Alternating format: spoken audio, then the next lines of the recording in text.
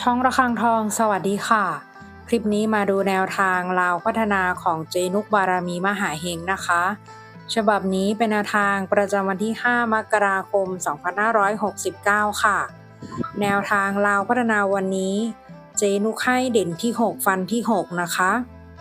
ชุดตัวเน้น 64 ชุด 2 ตัว 63 61 65 ชุด 3 ตัว 672 แนวทางโดยเจนุกบารมีมหาเฮงค่ะแนวทางมีเข้ามีหลุดนะคะถ้าใครเห็นเลขแล้วชอบค่อยตามแต่ถ้าไม่ชอบปล่อยผ่านก่อนได้เลยค่ะฝากกดไลค์กดแชร์กดติดตามพร้อมกดกระดิ่งแจ้งเตือน